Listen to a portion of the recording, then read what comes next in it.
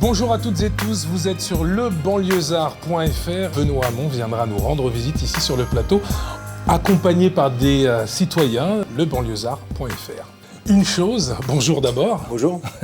Et merci d'avoir accepté. Normal, merci de l'invitation. J'aimerais que l'on imagine toutes et tous ici que nous recevons un Breton qui a passé quelques années au Sénégal. Et donc, avec cette double identité, alors est-ce qu'elle existe toujours, cette double identité, Benoît Hamon ? C'est même pas double, je pense que... moi, je me revendique d'une identité qui... c'est glissant qui parle d'identité rhizome, c'est-à-dire des racines multiples. Moi, je suis donc breton, donc ça me fabrique, mais ça me remplit pas. J'ai eu une éducation catholique, ça me fabrique, mais ça ne me remplit pas. Je suis parti au Sénégal pendant 4 ans, ça m'a fabriqué, mais ça ne me remplit pas. J'étais au Kremlin-Bicêtre ensuite pendant 4 ans, ça m'a fabriqué, ça ne me remplit pas, etc., etc. Et puis en plus, les rencontres que j'ai faites.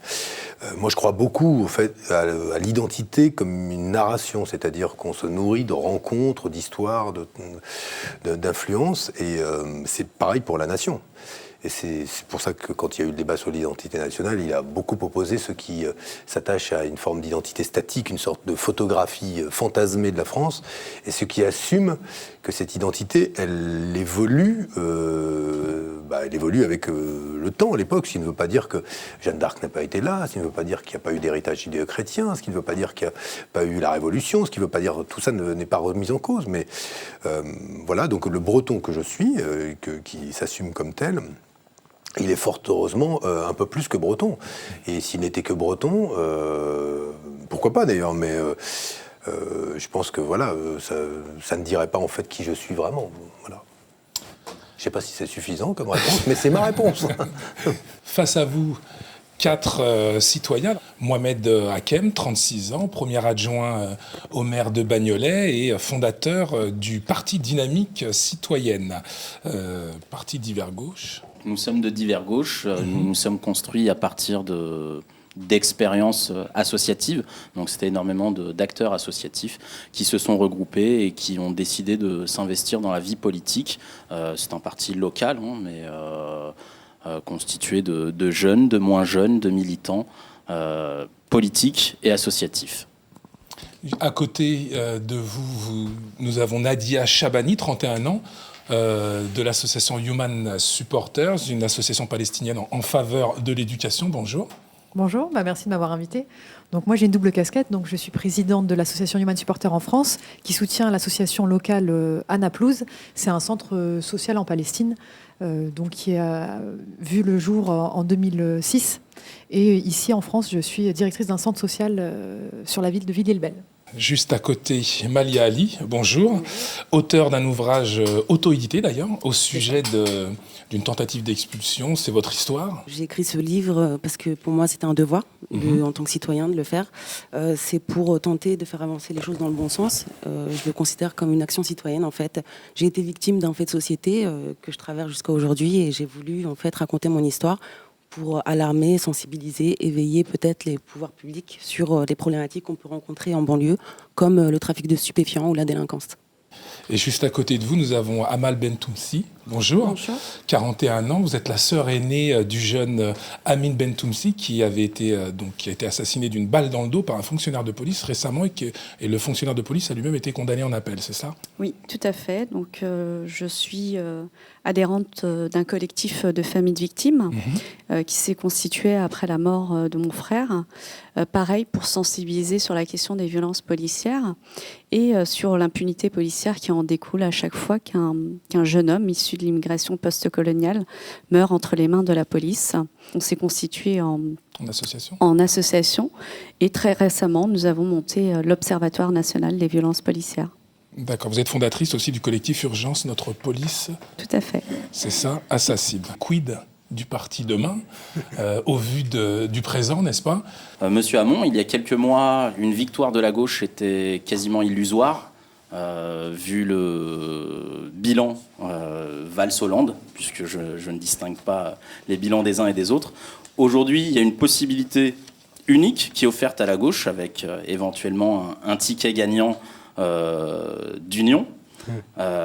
Est-ce que c'est encore possible d'envisager ce genre de ticket, Ou est-ce que nous pourrions tendre vers une éventuelle mort de la gauche qui souffrirait d'une nouvelle absence au second tour ? Bon, d'abord, la gauche, elle ne mourra jamais. Elle peut, en tout cas, se transformer, être éliminée parfois, mais elle ne mourra jamais. Ensuite, il faut savoir qu'en réalité, je ne peux pas me désister. Si je n'ai pas le droit de le faire maintenant, pas plus que Jean-Luc Mélenchon, pas plus que qui que ce soit, puis que nous sommes candidats officiellement, il y aura de toute façon un bulletin de vote Benoît Hamon qui sera mis sur la table. C'est ainsi juridiquement, ça n'est plus possible aujourd'hui depuis que nos candidatures ont été officiellement enregistrées. Et pas davantage pour Jean-Luc Mélenchon. D'ailleurs, la réalité, c'est que quand s'est posé la question dans l'autre sens et que je lui avais posé la question, nous avons vérifié si c'était possible pour mesurer que finalement ça ne l'est pas. C'est ainsi. Il y aura donc un débat qui va aller jusqu'au bout, qui me semble par ailleurs pas inutile.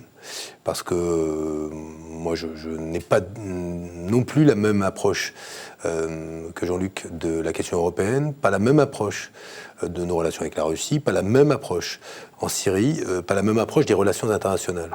Je suis un peu moins fasciné par, je crois que beaucoup de dirigeants politiques français, par cette forme de retour aux grands empires et à des positions qui finalement détermineraient l'équilibre du monde en fonction justement de l'influence de ces grands empires. Trump, Poutine qui surjoue la virilité et quelques autres, Jintao, etc. etc. Excusez-moi, justement, juste une petite précision. Concernant l'intervention des États-Unis en Syrie, quel est votre positionnement ?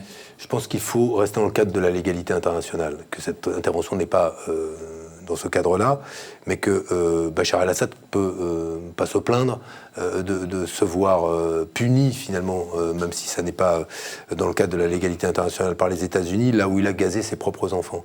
Moi, je fais pas de hiérarchie entre les salauds, je vais vous dire. Daesh ou Bachar el-Assad et qui que ce soit qui massacre ou j'ai pas envie de hiérarchiser et la réalité c'est que aujourd'hui j'observe qu'il y a davantage d'indulgence pour les meurtres commis par l'un que pour les meurtres commis par les autres. Donc on est dans une situation qui est une situation extrêmement compliquée, qui est à mon avis moins religieuse qu'un conflit entre des intérêts puissants, notamment des intérêts économiques pour le contrôle des ressources pétrolières, exactement ce qui s'était passé dans la première guerre en Irak, il faut s'en souvenir quand même. Je veux dire, on avait fait le coup des armes de destruction massive, l'objectif était bien ailleurs. Parce que là, il n'y a pas eu d'enquête encore. Non, mais bon, qui a des avions ? Il n'y en a pas beaucoup. Les Russes ou les Syriens, on le sait assez bien. Faut qu'on arrête de se raconter des histoires. Moi, je suis pas dans le registre. Je veux bien qu'on aille au bout de l'enquête, mais bon, faut qu'on sorte d'une forme d'approche un peu suspicieuse ou complotiste qui laisse à penser que ce serait d'autres. La réalité, c'est qu'on a les preuves qu'il a déjà utilisé des armes chimiques contre son propre peuple, qu'il ne l'a pas nié d'ailleurs, qu'en fait même pas les Russes eux-mêmes ne l'ont pas nié. Moi, j'ai pas beaucoup de doutes là-dessus. J'étais avec un médecin qui travaillait à Alep, récemment, qui disait régulièrement nos hôpitaux sont bombardés. Nous savons évidemment qui c'est, nous savons aujourd'hui qui nous bombarde. Non seulement on bombarde un endroit, mais quand on transfère les blessés vers l'hôpital est bombardé immédiatement. Ce qui s'est passé là, où il y a eu bombardement, gaz. Tous les symptômes des gaz ont été perçus. Le problème, c'est que les secouristes qui sont arrivés ont eux-mêmes été contaminés. Et derrière, 2 heures après, l'hôpital, qui était le seul hôpital vers lequel pouvaient se diriger les personnes blessées, a été bombardé. Ce qui s'est passé également à Gaza en 2008, lorsque l'État d'Israël a bombardé au phosphore blanc. Et s'est attaqué également aux hôpitaux, malheureusement. Tous ces actes-là sont parfaitement condamnables. Et moi, je ne fais pas, je vous dis, je n'y hiérarchise pas. Je ne m'émeus pas. J'ai pas l'émotion sélective. Et ce que j'observe aujourd'hui, c'est que en Syrie, il est apparu à un moment, et c'était frappant dans le débat des présidentielles, j'ai posé la question à François Fillon, à Jean-Luc Mélenchon, à Marine Le Pen. Ils sont tous, on va dire, très favorables à une nouvelle diplomatie vis-à-vis de la Russie. Ils acceptent même, pardon de le dire, qu'on puisse, selon les désirs des Russes aujourd'hui, renégocier les frontières en Europe. Ce qui n'est pas rien, hein. Ce qui n'est pas rien, l'annexion de la Crimée aujourd'hui qui a été faite. Si vous renégociez, s'il y a bien quelque chose qui est compliqué en Europe, c'est bien les frontières. Si on réouvre les disputes territoriales, moi je pense que c'est le chaos. Mais qu'est-ce que j'ai fait quand je les ai interrogés ? Je les ai interrogés aussi sur derrière l'attitude qui était celle de Bachar el-Assad et de son régime protégé par la Russie. Et on voit là qu'aujourd'hui, il y a des hésitations, il y a des prudences, il y a une timidité dans la condamnation que moi, je ne comprends pas. Et je ne suis pas là pour donner quitus focus à Trump, parce que c'est pas moi qui vais surtout, j'ai quand même toujours été vis-à-vis des États-Unis particulièrement critique des choix unilatéraux qu'ils faisaient au nom de leurs intérêts, donc je reste favorable à la légalité internationale, totalement. C'est même dans ce cadre-là que je veux inscrire la politique étrangère de la France. Mais j'observe que d'une manière ou d'une autre, ce que vient de faire Bachar el-Assad, on ne peut même pas le nuancer d'une seconde. C'est notre humanité là qui est interpellée par ce qui vient de se passer. Des contradictions au sein du Parti socialiste en termes de point de vue, en l'occurrence sur la Syrie. Revenons justement, Mohamed, au PS, à l'avenir de ce Parti socialiste. Tu te sens encore proche, toi, malgré le fait d'avoir créé ton propre parti ? Donc, pour que ce soit clair, je n'ai jamais été au PS, je n'ai jamais été dans aucun autre parti. Mais tu partages certaines des idées ? Je partage des idées du Parti socialiste, comme je partage des idées du Parti communiste. Donc, je suis véritablement de gauche. Et vraiment à gauche, comme peut l'être aussi Benoît Hamon en comparaison à certains de ses ex-amis. Et justement, sur ces ex, la question qu'on se pose... Sur les ex, sur Benoît Hamon, parlez-nous. La question qu'on se pose, c'est pourquoi les traîtres, si on peut les appeler comme ça, ne sont-ils pas encore exclus du PS ? C'est un mauvais signe encore de la vie politique française, puisqu'on a l'impression que certains s'engagent dans une démarche démocratique, mais ne joue pas le jeu jusqu'au bout. Et la question, du coup, qui en découle, c'est est-ce que vous tuez le PS comme le prétendent certains, ou est-ce que c'est plutôt le PS qui vous tue ? Bon, d'abord, moi, je veux tuer personne. Non, mais je le dis parce que peut-être que certains veulent ma mort politique. Je mets des guillemets parce que tout ça, ça ne reste que symbolique.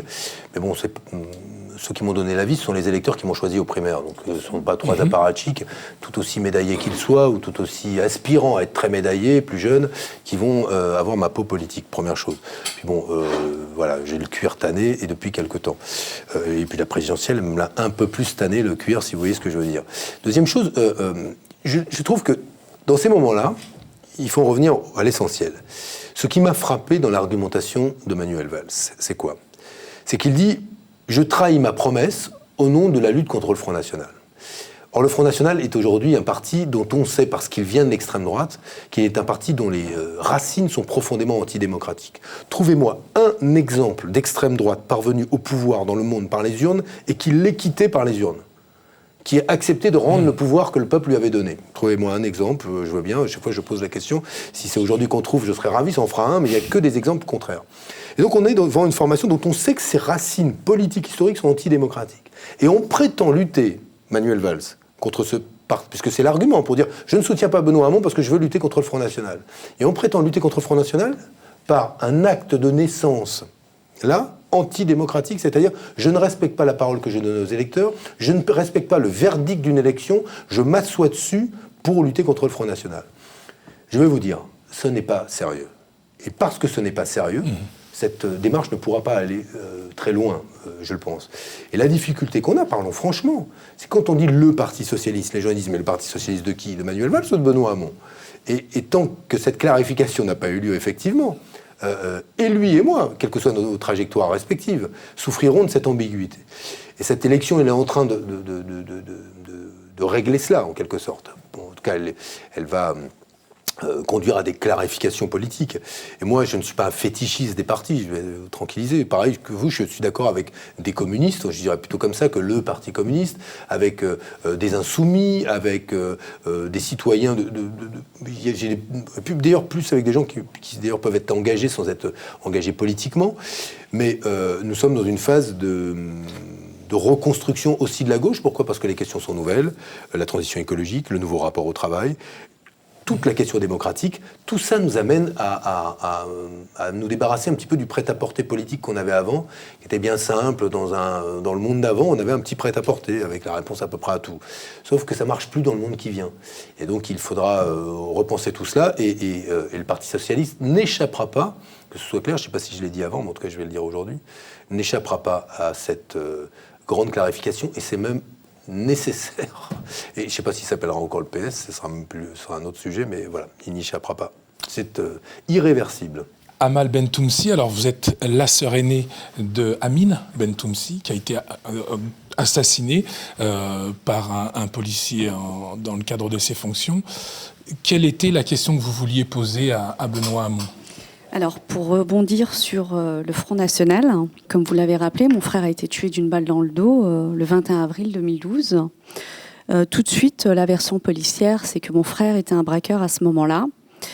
Il a fallu que je me batte avec ma famille, ce qui est pas normal quand on est victime. Il a fallu arracher cette petite victoire. Donc, il a été condamné à 5 ans de sursis. Donc, reconnu coupable ? Reconnu coupable à 5 ans de sursis. D'accord. Donc, voilà, une peine par rapport au fait qui reste quand même invraisemblable, puisque normalement, quand il y a un fait qui est aggravant, c'est le fait qu'il soit policier. Il aurait dû écoper de 15 ans de réclusion criminelle. Et on se rend compte que quand c'est un policier, les peines... elles sont minimes. Donc moi, la question que je voudrais vous poser, c'est qu'au même moment que M. François Hollande, le président, a rendu visite à Théodore Luaka, ce jeune homme qui a été violé. Au même moment, cette loi, la loi sur la réforme de la sécurité publique, était votée le jour même, en fait. Donc cette loi, c'est sur la présomption de légitime défense. Donc moi, je voudrais savoir, puisque cette loi vient de faire ses premières victimes, dont Monsieur Liu, ce père de famille d'origine chinoise, vient d'être tué chez lui. On a enfoncé la porte et il était en train de couper du poisson et cailler du poisson. Et donc on l'a abattu sans sommation devant ses enfants. Et une autre deuxième victime, c'est Monsieur Angelo Garant, qui fait partie de la communauté des gens du voyage. Donc voilà, ça c'est les 2 victimes après la loi sur la réforme de la présomption de légitime défense. Donc moi je voudrais savoir si vous, en tant que futur peut-être ou pas président, est-ce que vous comptez abroger cette loi ou pas, puisque pour nous en tant que famille de victimes, qui constatons depuis 5 ans, qui alertons sur le sujet, sur le fait qu'il existe déjà un permis de tuer, mais que cette loi-là, c'est un permis de mise à mort. En tous les cas, les policiers obtiennent les plein pouvoir et bénéficie de nombreux privilèges. Est-ce que vous comptez l'abroger ou pas ? Je vais juste dire une chose avant de vous donner ma position sur le sujet. Je pense qu'on ne peut pas dire aujourd'hui que M. Liu sont victimes en tout cas sont morts à cause de la loi. D'abord parce qu'on est face à probablement une vraie bavure policière et que cette bavure policière ne sera pas couverte par la loi si elle est avérée. La réalité cependant, c'est que moi j'étais comme parlementaire défavorable à la révision des conditions d'usage des armes par les polices. Je pense qu'aujourd'hui, elle crée une zone d'incertitude qui va augmenter le nombre de risques de bavure. Donc cette disposition, je l'abrogerai. Je reviendrai à la situation qui était celle de la loi avant. Première chose.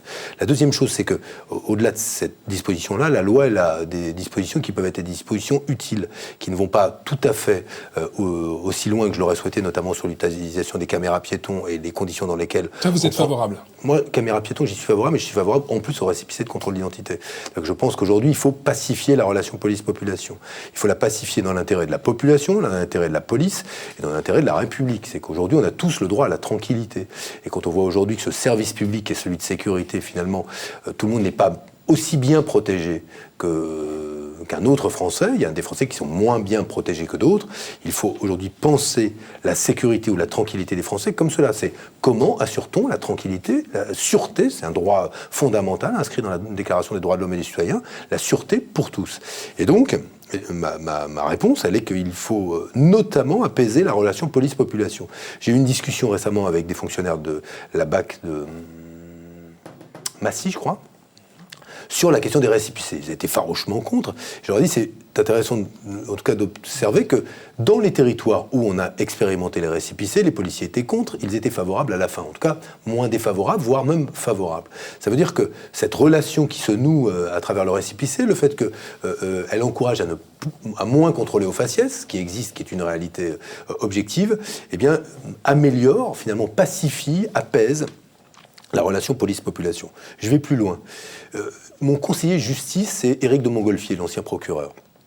Quand on a travaillé sur des questions liées notamment aux droits des victimes, il m'a dit, ce qui m'a toujours frappé dans ma carrière de juge, c'est qu'en fait, n'est inscrit nulle part, dans le code pénal, l'ensemble des droits qui sont celles des victimes et qui doivent pouvoir être rassemblées de telle manière qu'elles obtiennent véritablement réparation du préjudice qu'elles ont subi. Finalement, il y a l'institution judiciaire, le coupable et la victime dans tout ça est presque périphérique.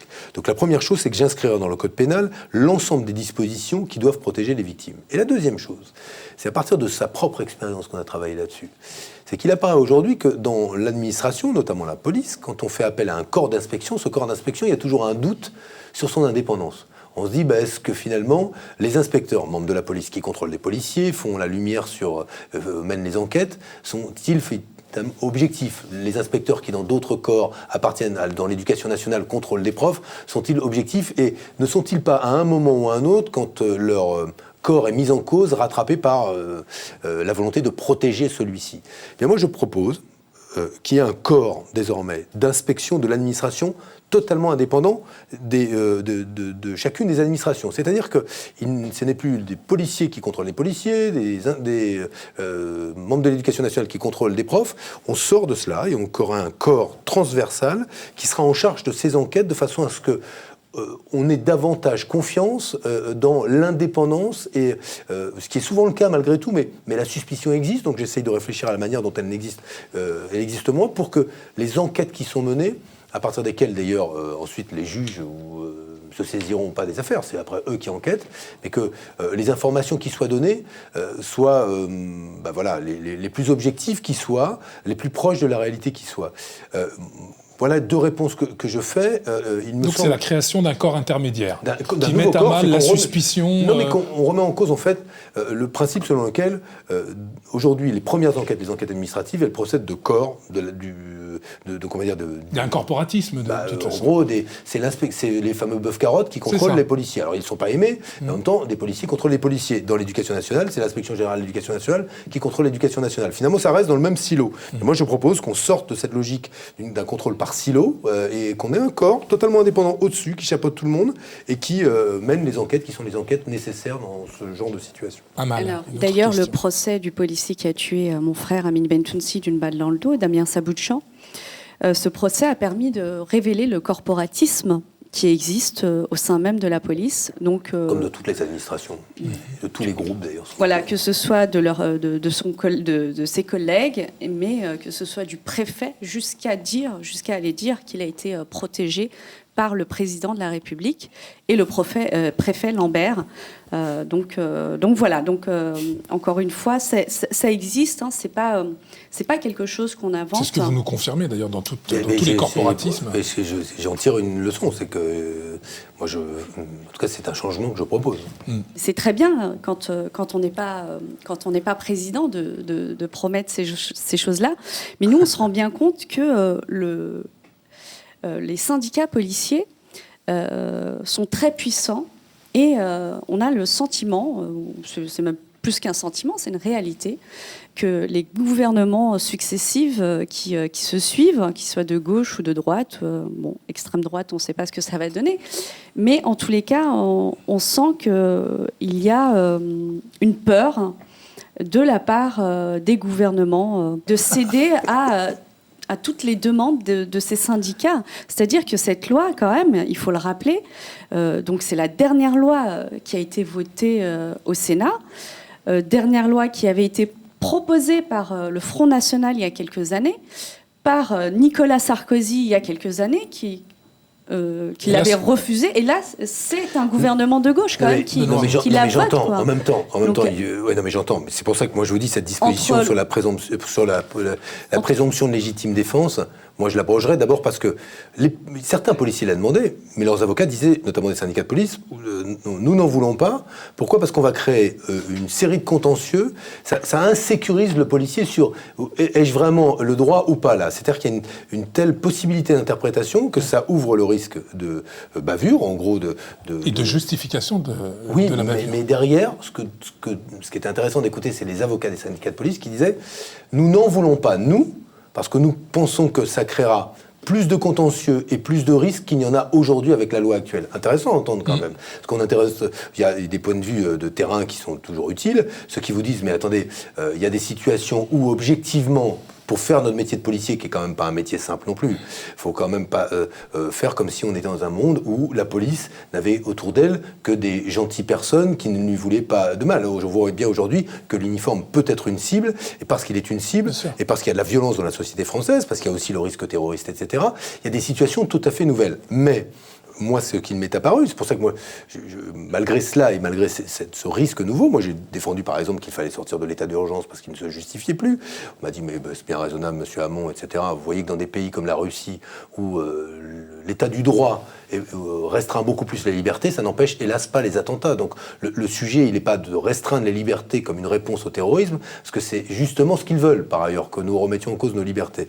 Mais sur ces questions-là, ce que je veux, c'est pas tomber non plus dans la position qui consiste à dire que le monde dans lequel les policiers font leur travail est un monde apaisé et paisible. Et ce qui fait que, et c'est d'ailleurs pour ça que, comme moi je les ai rencontrés, les policiers, je pense qu'il y a aujourd'hui des conditions de travail en termes de sous-effectifs.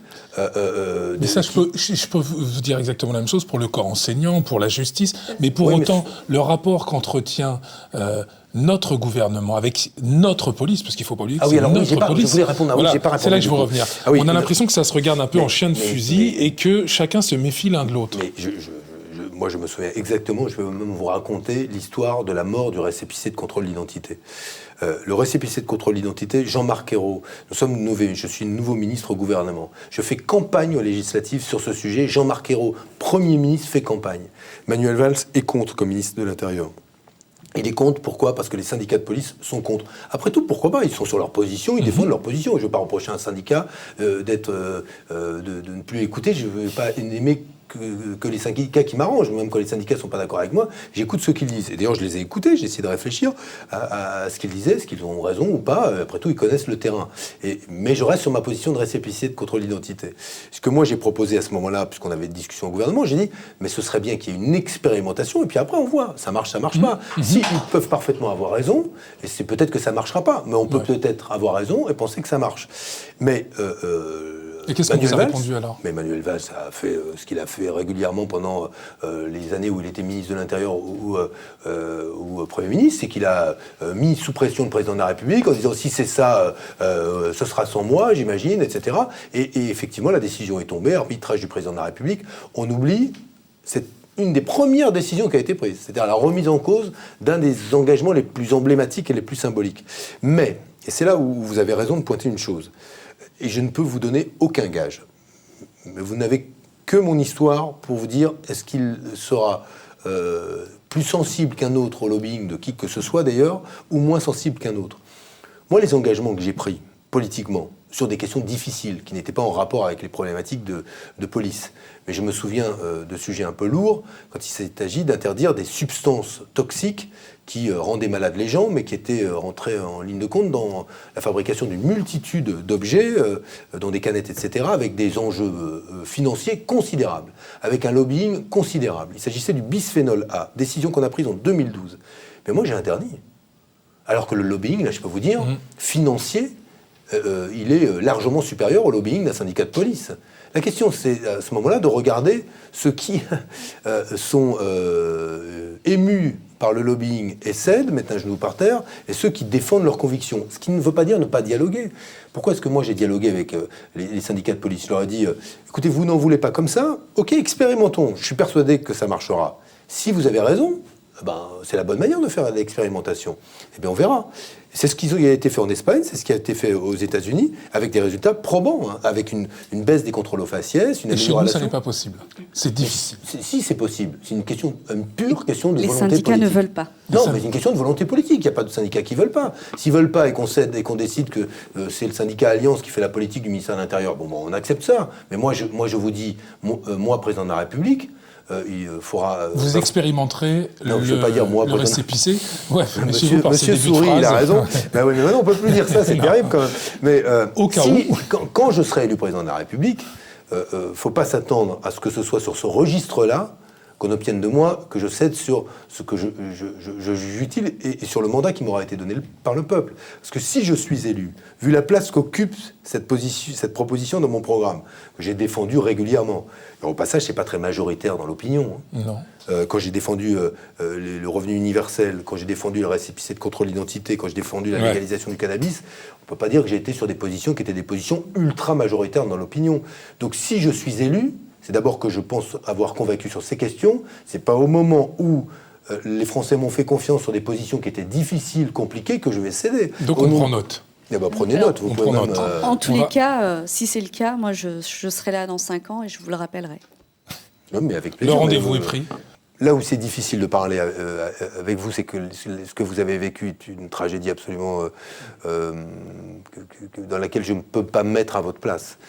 Qui peut se mettre à la place Mais de pour quelqu'un autant, on peut proposer des garanties. Évidemment. Après, c'est ce qui c'est pour ça que je ne veux pas être dans le registre de l'émotion, parce que je veux au contraire essayer. Je suis pas dans l'émotionnel. Mais moi, je ne vous dis depuis, pas que vous êtes dans l'émotion. Au contraire, depuis avec les familles de victimes, on n'est plus dans l'émotionnel. Dans la surenchère émotionnelle. C'est 15 morts par an. Parce que quand on parle de policiers qui se font tuer dans les quartiers, c'est totalement faux. Si on reprend juste les chiffres de l'Observatoire national de la délinquance et de la réponse pénale, sur 7 morts en 2015, sur 4 policiers qui ont trouvé la mort pendant l'exercice de leurs fonctions, c'est 4 policiers qui ont eu une mauvaise manipulation de leur arme de service. Et pour les 3 autres, c'est des accidents de la voie publique. Donc on a envie de faire croire à la France entière que dans les quartiers, des policiers se font tuer. Par contre, on n'a pas un problème attendez, excusez-moi, on n'a pas un problème de policiers qui se font tuer dans les quartiers, mais on a bien un problème de citoyens qui se font tuer. Donc le chiffre, c'est 15 morts par an, et c'est une moyenne de 1 mort par mois. Là, en 15 jours, on a eu 2 morts. D'accord, mais moi, on ne va pas faire une compétition. Non, mais là, c'est pas une compétition, c'est une réalité, c'est des chiffres du ministère de l'Intérieur, quand même. C'est pas des chiffres qu'on invente. Au moins 3 policiers qui ont été tués par les frères Kouachi. Il y a eu les Français. Oui, il ne faut pas confondre le terrorisme et évidemment, mais ce que je veux dire, c'est que voilà, c'est qu'il y a eu des pas faire l'amalgame entre le terrorisme et les jeunes issus de l'immigration post-coloniale qui vivent dans les quartiers et qui subissent cette répression au quotidien. Et ça, c'est une réalité. Donc, à chaque fois, nous opposer le fait est qu'il y a du terrorisme. Mais je ne compare pas. L'état d'urgence a créé cette loi liberticide et sécuritaire. Il faut l'abroger. Il faut l'abroger parce qu'il y a un risque, il y a un danger, il y a un réel danger. Je pense que sur ce point-là, vous êtes d'accord. Quand on sait qu'il y a 52% des policiers qui votent Front National, alors ça, on en parlera. Ça fait quand même froid dans le dos, quand même. Si je crois dans cette statistique, je ne crois pas dans mes chances de gagner les élections présidentielles, parce que ça veut dire que je crois dans les sondages absolument. Mais il y a un sujet. Je ne dis pas qu'il n'y a pas un sujet. Hein.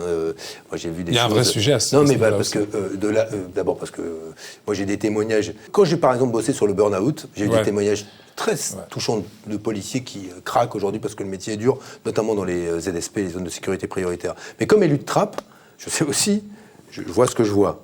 Quand je dis je vois ce que je vois, c'est avec mes propres yeux. C'est-à-dire, c'est pas juste des histoires qu'on me raconte. Et je l'ai vu sur des situations compliquées à la Verrière, à Trappes, etc., où il y a des comportements qui sont des comportements qui ne sont pas acceptables de la part des policiers. Et je le sais, c'est à partir de cela que moi j'ai nourri ce que j'ai voulu être un dialogue, parce qu'on ne s'en sortira pas sans cela. Mais au-delà du dialogue, tout ceci doit être encadré par la loi. Et là où je vous donne raison, c'est que je n'étais pas favorable à un changement de la législation en matière d'usage des armes à feu par les policiers. Je pense que ce qu'elle crée plus de danger et d'insécurité qu'elle ne crée de protection pour les policiers eux-mêmes. Donc cette disposition, je la remettrai en cause. Malia, bonjour. Bonjour. Alors, toi, tu nous parles de cette sorte de double peine, c'est-à-dire d'avoir au sein de ta famille, d'avoir eu un jeune frère, c'est ça, qui a été pris dans une histoire de deal, de trafic de drogue. Et là, on arrive au problème de la famille, la façon dont la famille est impactée, n'est-ce pas, dans son quotidien, lorsqu'un de ses membres est pris dans un trafic illicite, en l'occurrence. Parle-nous un peu de cette histoire qui a été la tienne. J'ai 31 ans, donc je m'appelle Malia. J'ai grandi à Boulogne-Billancourt, dans le département des Hauts-de-Seine, et ma famille vit dans la cité du square de l'Havre et des Moulineaux. Donc c'est la 2e cité de la ville. Elle n'est pas classée en zone urbaine sensible, pourtant elle rencontre des problématiques. Cette problématique, c'est la délinquance, le trafic de stupéfiants. Voilà, moi je suis là aujourd'hui pour vous parler d'un fait de société que je vis depuis maintenant 8 ans. dans lequel je suis coincée. Et voilà, en fait, en gros, c'est une affaire judiciaire, politique et médiatique. Cette affaire, c'est l'affaire des 4 familles de Boulogne-Billancourt, menacées d'expulsion, car un de leurs enfants a été condamné pour trafic de stupéfiants. Donc effectivement, mon frère a été arrêté au domicile de mes parents en juin 2009. En 2010, il a été condamné. 2 mois après son arrestation, le bailleur HLM, qui est Hauts-de-Seine Habitat, adresse à ma famille, à mes parents, une assignation pour comparaître au tribunal d'instance de Boulogne-Billancourt pour trouble de jouissance en réponse au fait de délinquance de mon petit frère. Il faut savoir que la police a fait des enquêtes, des investigations. Aucun membre de ma famille n'a été reconnu comme co-auteur, complice. Aucune participation active ni passive de notre part. Pourtant, le bailleur a voulu expulser ma famille tout entière avec, si besoin, concours des forces de l'ordre. Donc moi et ma famille avons vécu cela comme une grande injustice, le vivons toujours, et comme une double peine. Voilà, la problématique qui se pose, c'est que ma famille n'est pas le stéréotype de la famille qu'on peut définir comme une famille qui profite des aides de l'État. Bien au contraire, nous sommes cette famille qui apporte sa contribution à la nation sous toutes ses formes. J'ai 8 frères et sœurs, ce qu'on appelle une famille nombreuse, des parents travailleurs, un père aujourd'hui qui est retraité, une mère qui est femme de ménage. J'ai moi-même un master en finance de marché, j'ai un frère qui est comptable, un autre qui est plombier, j'ai un frère qui est en cours d'obtention d'un master ingénieur d'affaires, j'ai une sœur qui est actuellement en faculté de médecine, en première année, une autre qui est en classe de 3e et qui est première de sa classe. Nous, on a vécu ça comme une grande injustice parce que pour les actes d'un seul, on a voulu expulser toute la famille. Alors, là, c'est du mauvais usage de la loi. Et en fait, oui, tout à fait, mais je suis obligée de vous dérouler l'histoire pour que vous compreniez bien. Nous, on s'est énormément battus. À la suite au niveau du judiciaire, je vais résumer très brièvement. On a été relaxé au tribunal d'instance et on a été condamné en 2011. Et on a été condamné par la Cour d'appel de Versailles en 2013. Faute de moyens financiers suffisants, nous n'avons pas pu pourvoir en cassation. À la suite de ça, nous avons quand même lutté contre l'arrêt rendu à l'encontre de notre famille. Nous avons utilisé tous les moyens possibles, civiques, en notre possession, à notre disposition, des pétitions dans notre cité, des rassemblements. Au niveau politique, j'ai écrit, d'ailleurs le dossier il est là, j'ai envoyé ce dossier à 68 personnes du gouvernement, des élus et des ministres. En fait, ce dossier il était initialement adressé au maire de Boulogne-Billancourt. Et je l'ai adressé aussi à tous les ministres concernés. Et je voulais adresser M. Hamon en août 2014, pendant que vous étiez ministre. Oui. Vous étiez ministre de l'Éducation nationale. Oui, je suis parti. Oui, effectivement, je sais que vous êtes parti le 25 août, effectivement. Alors, je ne sais pas si vous en avez eu connaissance Absolument ou pas. En l'occurrence, je l'ai adressé à votre successeur, qui est Najat Vallaud-Belkacem, qui ne m'a pas non plus répondu. On est en 2017, la situation de ma famille n'a pas bougé. Elle est toujours inquiétée par cette mesure. Ça fait combien d'années maintenant? Ça fait 8 ans. Elle a été expulsée ou elle est toujours dans son logement? Non, parce qu'on s'est battu de toutes nos forces. Nos mobilisations, l'emballement médiatique, etc. a fait qu'on a pu suspendre les expulsions. Donc aujourd'hui, moi j'ai écrit un livre justement pour venir en aide à ma famille et à d'autres familles qui vivent cette procédure, parce qu'on a été les cobayes et qu'ensuite ça a été appliqué à d'autres familles. Et donc voilà, ce livre en fait, je l'ai voulu aussi adresser d'ailleurs, je ne sais pas si vous l'avez reçu, je l'ai adressé aux principaux candidats à l'élection présidentielle, M. Macron, M. Fillon, M. Mélenchon, Mme Le Pen. Vous l'avez. Si vous voulez bien en prendre connaissance, c'est avec un grand plaisir que je vous l'offre. Je peux vous dire ce que j'en pense? Oui, alors est-ce que je peux juste terminer? Oui, pardon, oui, je vous en prie. C'est gentil. Et donc voilà, ce livre, je l'ai aussi adressé à tous les ministres du gouvernement. Je l'ai adressé aussi aux personnes les plus influentes, c'est-à-dire M. Hollande, M. Larcher, M. Barthelone et M. Laurent Fabius. Je l'ai adressé parce qu'en novembre dernier, le 24 novembre très précisément, l'Assemblée nationale a voté une loi, un amendement, qui transpose l'arrêt qui a été rendu à l'encontre de mes parents. Cet amendement, c'est le 666-2, qui prévoit que le bail peut être résilié de plein droit si un membre, si le locataire ou un habitant du logement a été condamné pour usage, achat, vente ou trafic de stupéfiants. Ça a été voté dans le cadre de la loi Égalité et Citoyenneté. Saisie par l'opposition, cette loi est examinée par le Conseil constitutionnel. Le Conseil constitutionnel a censuré cet amendement, le considérait comme illégal, incompatible avec les valeurs fondamentales de la République et anticonstitutionnel. Donc aujourd'hui, moi, avec cette censure du Conseil constitutionnel, étant donné que cette loi transpose l'arrêt qui a été rendu à l'encontre de mes parents, cet arrêt est illégal. Et je suis certaine de vivre une injustice, puisque l'institution qui veille sur le bien fondé, voilà, sur la norme juridique suprême du pays, est d'accord avec moi.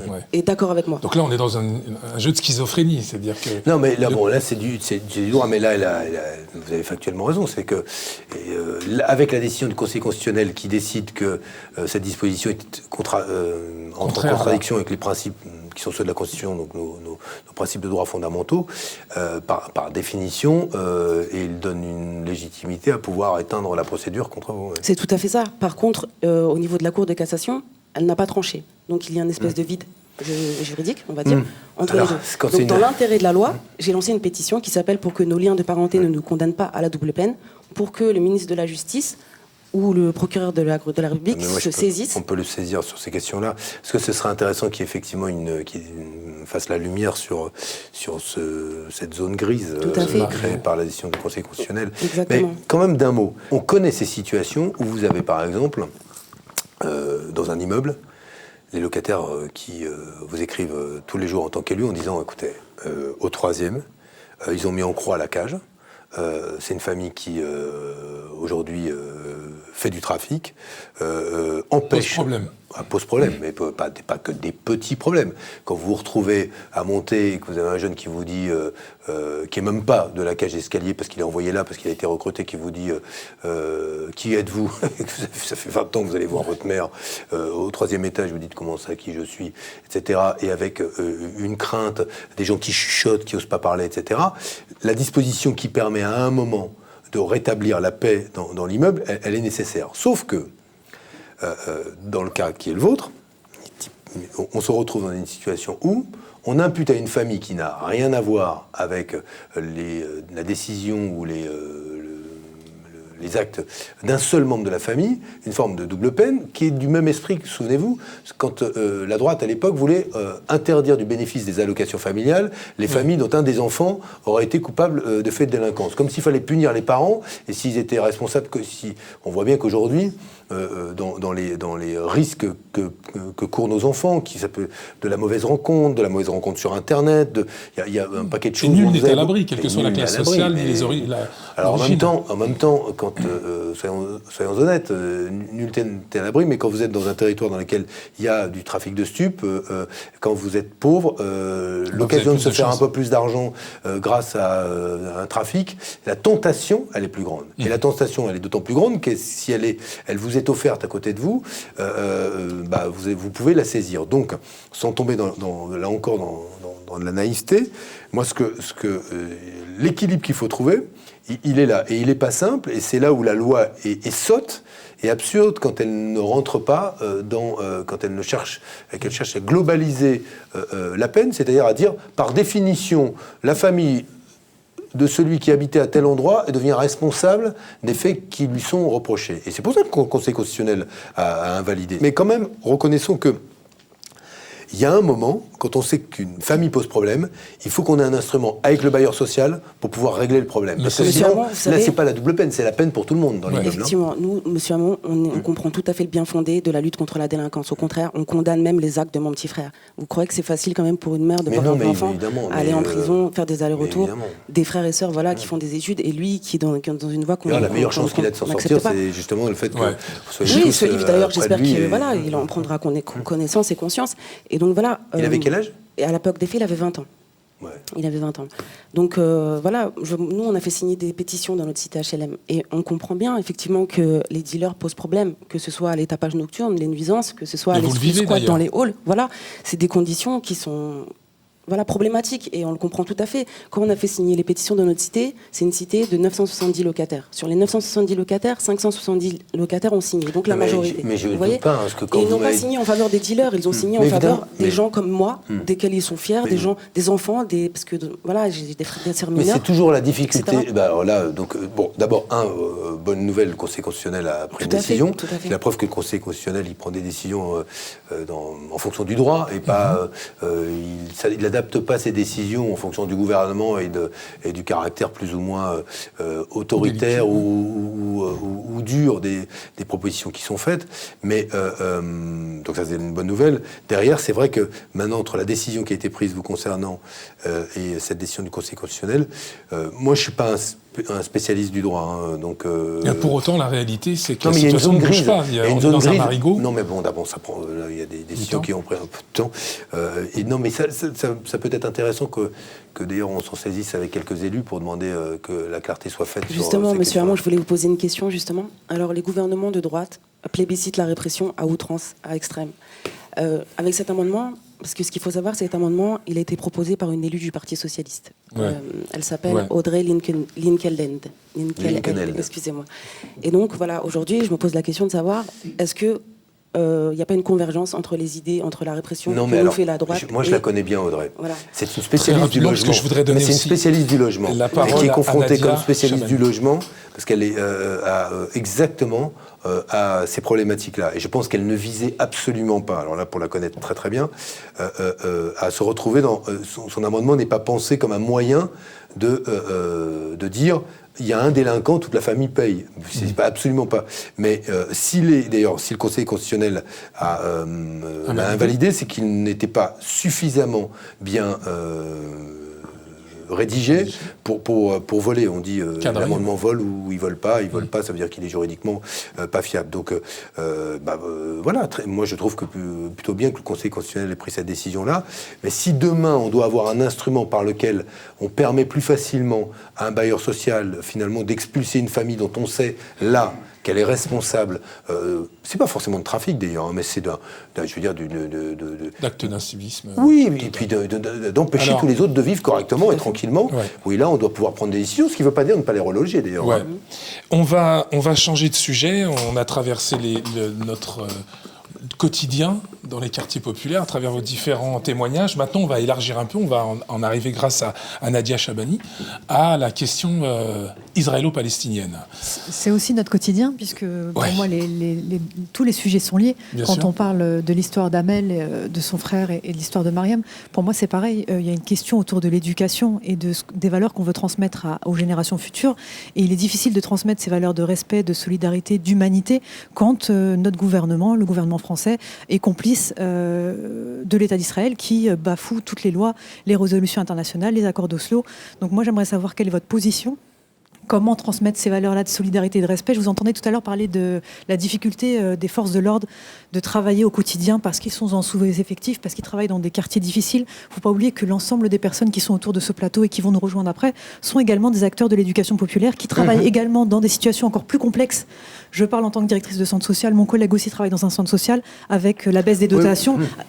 Tout est compliqué. Et aujourd'hui, je pense que l'arme que nous avons, c'est l'éducation. Et il est difficile dans nos quartiers de parler d'éducation, de valeurs, de respect, quand en face on a un gouvernement qui est complice de Qu'est-ce que l'ensemble vous de ces répondez à ça crimes. D'abord, on vous dirait aujourd'hui en Israël que la France est complice du fait aujourd'hui de mettre au banc des nations Israël par des décisions ou des votes qu'elle a fait aux Nations Unies ou à l'UNESCO. Donc, je veux dire, aujourd'hui, le gouvernement français n'est pas jugé comme un gouvernement en Israël par le gouvernement de Netanyahou comme un gouvernement ami, première chose. Donc ça dépend de quel point de vue on se place. Moi, après, j'ai des positions simples et claires, parce que sur ces sujets-là, faut dire ce qui vous paraît juste et pas juste, possible et pas possible. Ce que je ne veux pas, c'est que aujourd'hui, la communauté internationale continue à croire qu'on pourra avoir une solution pacifique à deux États sans qu'elle force le destin. Je n'y crois pas une seconde. Je ne crois pas une seconde au scénario d'un Mahmoud Abbas et d'un Benyamin Netanyahou qui, un jour, vont décider finalement de rediscuter ensemble. D'abord parce que ça devient de plus en plus impossible, pour une raison, et une raison assez simple, qu'on a parfaitement identifiée, c'est que la poursuite des colonisations est en train de miter comme un gruyère le territoire futur de l'État palestinien, et qu'il va devenir peau de chagrin, et qu'il n'y aura plus d'État, tout simplement, comme il n'y aura plus de territoire, il n'y aura plus d'État possible. Donc première chose. Donc il faut d'abord désigner ce qui ne va pas bien, et ce qui ne va pas bien, c'est la poursuite des colonisations et une politique systématique d'Israël depuis que Benyamin Netanyahou est le Premier ministre, qui consiste à poursuivre les autorisations d'implantation. Première chose, ce que j'ai toujours fait. La deuxième chose, c'est que, et je l'ai redit sur Radio J, il y a le week-end dernier, dimanche dernier, quand on m'a été posé la question, on m'a dit « Êtes-vous favorable à la reconnaissance de l'État de la Palestine ?» Non seulement j'y suis favorable, mais je dis deux choses. Comme parlementaire, je suis à l'origine du vote de l'Assemblée nationale qui a appelé le gouvernement, vote historique de l'Assemblée nationale française, en faveur de la reconnaissance de l'État de Palestine. Mais deuxième chose, là encore, qui ne me vaut pas que des amis. faut être extrêmement clair. J'ai dit que comme président de la République, en raison de l'analyse que je fais de la situation là-bas, je reconnaîtrai l'État de Palestine. C'est-à-dire que moi, président de la République, je reconnaîtrai l'État de Palestine. Pourquoi je le fais ? Pour 2 raisons. D'abord parce que je suis favorable à la solution des 2 États, et depuis longtemps. Et deuxièmement, parce que, à mes yeux, ce que j'essaye de dire à beaucoup d'Israéliens que je connais, et qui d'ailleurs m'amène à rencontrer beaucoup d'Israéliens favorables à ce que je propose. C'est quand même pas rien quand Abraham Burg, ancien président de la Knesset, quand Simon Epstein, je crois, je ne sais plus si, ou Eli Barnavi, etc., s'étaient prononcés en faveur de ce que nous proposions. Moi, je pense que si l'on veut assurer à Israël le droit de pouvoir vivre pacifiquement et de pouvoir d'être un État pérenne et de vivre en sécurité, il faut lever ce qui est le principal obstacle à cette vie en sécurité, c'est-à-dire l'absence d'un État de Palestine. Et à mes yeux, le devoir que nous avons, nous, Européens, parce que nous avons, dans la création de l'État d'Israël, elle est directement liée au fait que les Juifs européens ont quitté l'Europe après la Shoah pour aller en Israël. Et donc, le devoir que nous avons, que cet État puisse être pérenne, c'est de garantir que l'État de Palestine se crée. Ça peut paraître paradoxal à l'oreille de certains, mais moi, je ne crois pas que si, sans initiative politique internationale, cet État verra le jour. Donc je l'ai dit, comme président de la République, au-delà de ce qui s'est passé à Paris, puisqu'il y a eu une initiative de Jean-Marc Ayrault qui a réuni 60 États qui ont donc reconnu la nécessité de la solution à 2 États, moi je reconnaîtrai l'État de Palestine. C'est une position qui, à mon sens, peut permettre de débloquer d'autres États européens. Il y a eu, dans le cadre de l'Union européenne, des décisions qui ont été prises qui vont plutôt dans ce sens-là. Il y a aussi une résolution du Parlement européen favorable à la reconnaissance. Donc les choses avancent. Mais évidemment, ça n'avancera de manière décisive qu'à condition qu'un État important, membre du Conseil de sécurité et des membres permanents du Conseil de sécurité des Nations Unies, fasse ce geste-là et prenne cette décision-là. Je prendrai cette décision diplomatique-là. Mohamed Hakem. Et comment justement on incite cela ? Est-ce que c'est par des sanctions ? Parce que les une intentions, initiative comme elles sont BDS, louables, par exemple. absolument, Mais moi, je ne suis pas favorable à sur le l'initiative comme BDS. Je suis favorable à l'étiquetage des produits, moi, qui a été fait dans le cadre de l'Union européenne, issu des colonies, de façon à ce que le consommateur puisse faire avoir le choix et dire, bon, bah écoutez, si je veux pas, etc. Mais par contre, le boycott, ça a été jugé illégal par là encore, le Conseil constitutionnel, on en parlait tout à l'heure, le Conseil d'État, pardon, qui est une autorité importante, et je ne crois pas qu'aujourd'hui il faille boycotter un État. D'abord parce que c'est nier que cet État est un État dans lequel il y a de la pluralité des opinions, et diversité des opinions. Donc je dis, moi je suis clair sur mes positions.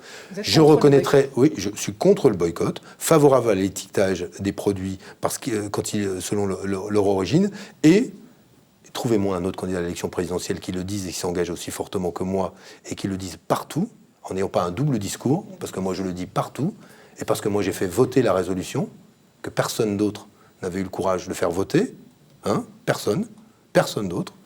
Oui, je reconnaîtrai l'État de Palestine comme président de la République. Quand je discute avec les Palestiniens, puisque je discute aussi avec eux, la position qui est la mienne, et dans cet équilibre-là, leur paraît une position qui est une position... La position est honorable de reconnaître l'État palestinien. Honorable, ça a quelques conséquences, ça ne va pas échapper. Je sais pas, nous qui travaillons au quotidien justement en Palestine, il est compliqué aussi pour nous de travailler. Le seul souci de vouloir reconnaître un État palestinien sans donner les moyens, aujourd'hui en France, on a des gens qui souhaitent montrer leur solidarité avec le peuple palestinien.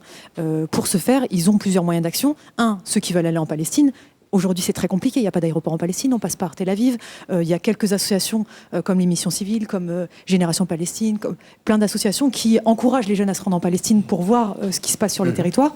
Ça, c'est un moyen pacifiste d'agir, et il y a le BDS. Et à notre sens, il n'y a aucun texte qui condamne le boycott. Et la campagne BDS, boycott des investissements et sanctions, est une campagne non violente. Non, mais je n'ai pas dit que c'était violent. Si on est pour la reconnaissance de l'État palestinien, mais sans donner les moyens à côté de... Écoutez, moi, vous me posez la question comme président de la République. J'aurai un pouvoir qui sera un pouvoir considérable. Celui de décider, oui ou non, si, pour la première fois, la France, en dépit... de tout le reste, reconnaît l'État de Palestine. Je dis oui.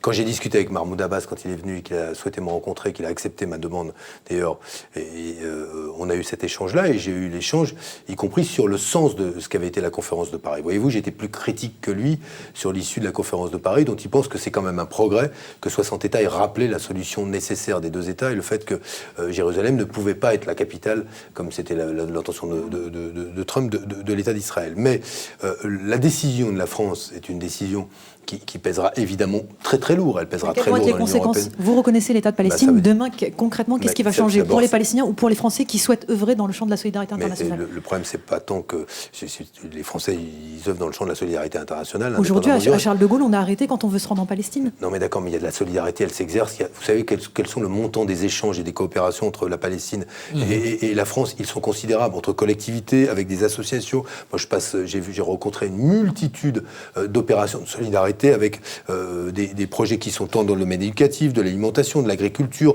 de l'irrigation. C'est considérable. Mais aujourd'hui, les Palestiniens n'ont pas forcément besoin d'argent. Mais non, mais ils ont besoin d'avoir un État. C'est ça. Et d'avoir un État. D'envoyer de l'argent, c'est mettre un pansement sur le problème. Non, mais je pense que c'est là où on a un désaccord. Et je pense que si on veut débloquer la situation, il n'y aura pas de situation sans un accord de paix avec 2 États. Et nous n'avons pas personne ne viendra à la table si à un moment on ne force pas le destin. Or aujourd'hui, et hélas, moi j'ai regretté cela, on attendait beaucoup de l'administration de Barack Obama pour qu'elle fasse bouger les lignes. Elle n'a pas fait bouger les lignes sur ces questions-là autant qu'on l'aurait souhaité. Il revient à l'Union européenne, et particulièrement à la France, de dire ce qu'elle veut faire. Nous serons suivis par beaucoup de pays européens si la France le fait. D'autres ne s'y aventureront pas si la France ne le fait pas. Et là, vous vous engagez pour cette petite impulsion qui amènera d'autres pays à vous suivre. Alors, franchement, on peut voir d'ici, on peut se dire que c'est une petite impulsion. Mais je crois que là, c'est pas le mot approprié. Nous sommes quand même la France. Je rappelle, membre permanent du Conseil de sécurité. On n'a pas joué un rôle tout à fait neutre dans cette région-là du monde, de la Syrie au Liban, etc. Donc, c'est une décision qui aura un poids politique considérable, qui va ouvrir d'ailleurs un moment de tension. Je ne l'ignore pas, mais moi, je ne veux me fâcher ni avec Israël, ni avec la Palestine, ni avec... Non, mais voilà. Mais je sais que c'est une décision lourde de conséquences. Et on va vers ce compromis. Moi, je vous propose... Comme les Syriens, comme en Birmanie avec la communauté des Rohingyas, il faut absolument. Moi, je vous propose, tout d'abord, je vous remercie. Un grand merci à toi, Mohamed Hakem. Merci aussi à Nadia Chabani, merci à Malia Ali. Et un grand merci à Amal Bentoussi. Merci à vous. Merci à vous.